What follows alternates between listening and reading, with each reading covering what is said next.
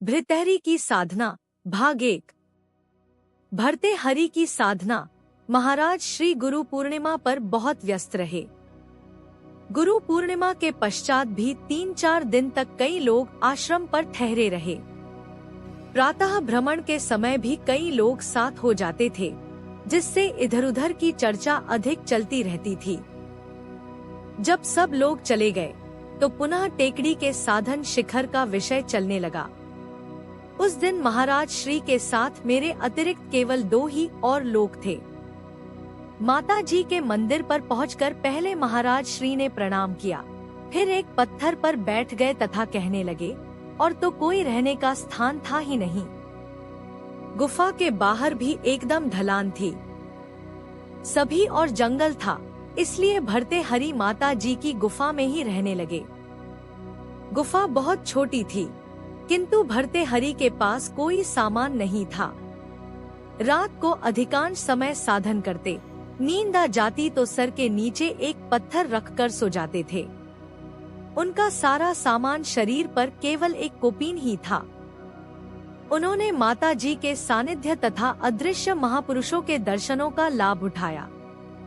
प्रथम दिवस जो महापुरुष आए थे, उनके अतिरिक्त भी उनको कई महापुरुष के दर्शनों का सौभाग्य प्राप्त हुआ। मालवा क्षेत्र अदृश्य महापुरुषों का निवास स्थान तो है ही।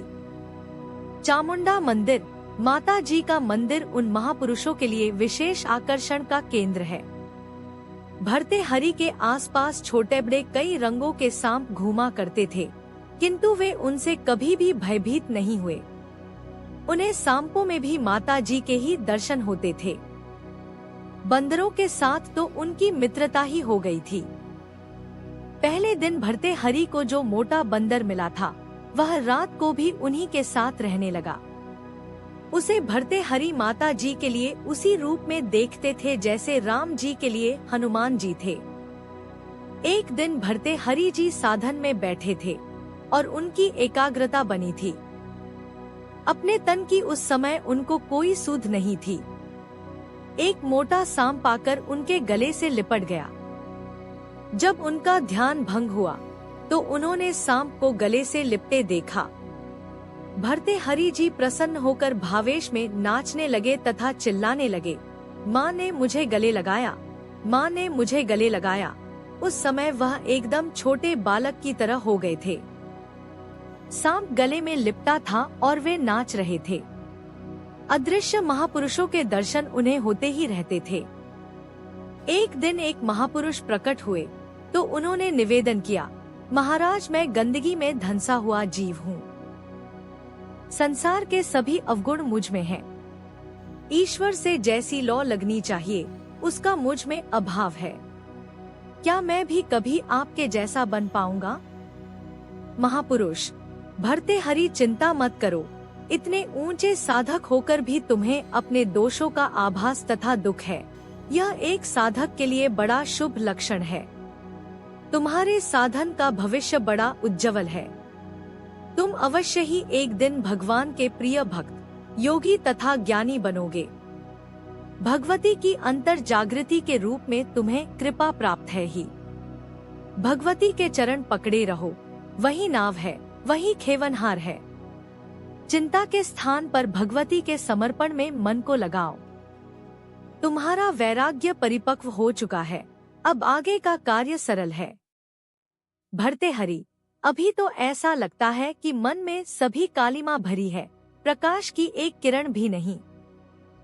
महापुरुष, जिस प्रकार बादल की एक टुकड़ी आकर सूर्य को ढक लेती है, उसी प्रकार तुम्हारे प्रारब्ध ने तुम्हारी वास्तविक स्थिति को ढक रखा है।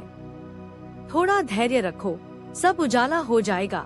इतना कहकर महापुरुष अदृश्य हो गए।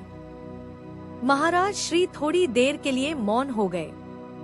इस पर एक भक्त ने प्रश्न किया, आप कहाँ करते हैं कि कारण अथवा श्मशान वैराग्य कोई वैराग्य नहीं। जहाँ कारण समाप्त हुआ वहीं वैराग्य शिथिल हो जाता है, तो भर्तृहरि के वैराग्य का संबंध भी किसी कारण से ही है। उसे कौन सा वैराग्य कहना उचित होगा? महाराज श्री, भर्तृहरि के वैराग्य को कारण वैराग्य कहना उचित नहीं।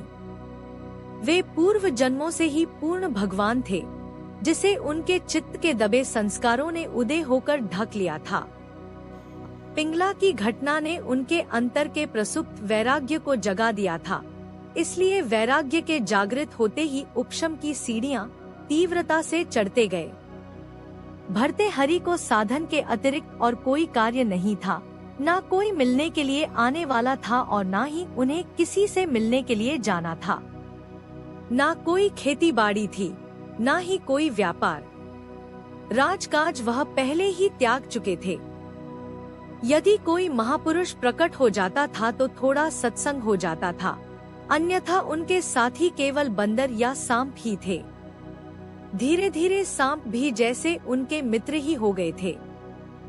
किंतु जैसा कि आपको पता है, पूर्व अनुभवों की स्मृति इतनी शीघ्र पीछा नहीं छोड़ती। साधकों के लाख प्रयत्न करने पर भी वे विचारों तथा अन्य अनुभूतियों के रूप में चित्त में प्रकट होती ही रहती हैं। भर्तृहरि को अपनी पत्नी के विश्वासघात का स्मरण हो आता तो वे क्रोध से तमतमा उठते थे। कभी अपने भाई का विचार आ जाता तो प्रेम तथा वात्सल्य से हृदय भर उठता था। कई बार राजकाज में आने वाली विभिन्न अनुकूलता प्रतिकूलता के अंतर में कई प्रकार के भाव उदय हो जाते थे। इसी प्रकार उनका मन कई रूपों, रंगों, स्वरूपों तथा अवस्थाओं में तरंगित होता ही रहता था। धीरे धीरे उन्हें यह बात स्पष्ट होती चली गई कि यह विचार किसी अन्य व्यक्ति द्वारा भेजे हुए नहीं है, अपितु अपने ही पूर्व कृत कर्मों तथा अनुभवों की स्मृतियों का प्रतिफल है। इन स्मृति की तरंगों को चित्त से हटाना आवश्यक है, अन्यथा मन की निर्मलता कैसे संपादित होगी। वे भाव आवेश में पुकार उठते, हे माँ, तेरी कैसी असीम कृपा है जो इन स्मृति को मन से बाहर निकाल रही है, अन्यथा जीव अपने मन से पूर्व स्मृति को निकाल पाने में पूर्णतः असमर्थ है। हे माँ, तुम्हारी कृपा के बिना मन निर्मल नहीं हो सकता। तब वह विचारों, भावों एवं ऐसी ही आंतरिक अन्य तरंगों को आमंत्रित करने लगते, ताकि वे उदय होकर क्षीण हो जाएं। किंतु उनके सचेत होते ही विचार प्रवाह एकदम ठहर जाता था। तब उन्हें चिंता सताने लगती कि उनकी मन निर्मलता का प्रवाह रुक गया है। उन्होंने सोचा कि विचारों के उदय होने या उदय न होने अथवा उदय होने के लिए आमंत्रित करने के मार्ग का त्याग कर शक्ति की क्रियाशीलता के प्रति नतमस्तक हो जाने का मार्ग क्यों न अपनाया जाए।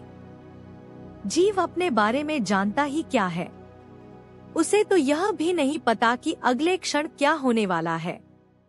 आत्मनिवेदन ही साधन है, आत्मनिवेदन ही भक्ति है, आत्मनिवेदन ही तपस्या है।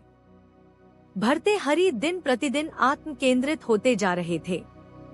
जगत के प्रति उदासीनता का भाव बढ़ता जा रहा था। बंदरों तथा सांपों के प्रति लक्ष्य में भी कमी आ रही थी। पता नहीं किन संस्कारों के कारण उनमें विलासिता का भाव जाग उठा था तथा वह अपने पत्नी के प्रति अत्यधिक आकर्षित हो गए थे। देखने में उनका वैराग्य उनकी चित्त स्थिति का बदलाव था। दबे हुए संस्कार उभरते ही वे वैराग्यवान होकर साधन रत हो गए थे। भगवती की कृपा ही उन्हें खींचकर माता की टेकरी पर ले आई थी, जहां भगवती के आशीर्वाद के अतिरिक्त उन्हें अदृश्य महापुरुषों का वरद हस्त भी प्राप्त हो गया। भर्तृहरि एक झटके में अध्यात्म की कठिन चढ़ाई चढ़ते हुए अपने लक्ष्य की ओर बढ़े जा रहे थे। इतना तीव्र संवेग, ऐसी उत्कट लगन तथा साधन की ऐसी अखंड निरंतरता बहुत कम साधकों में मिलती है।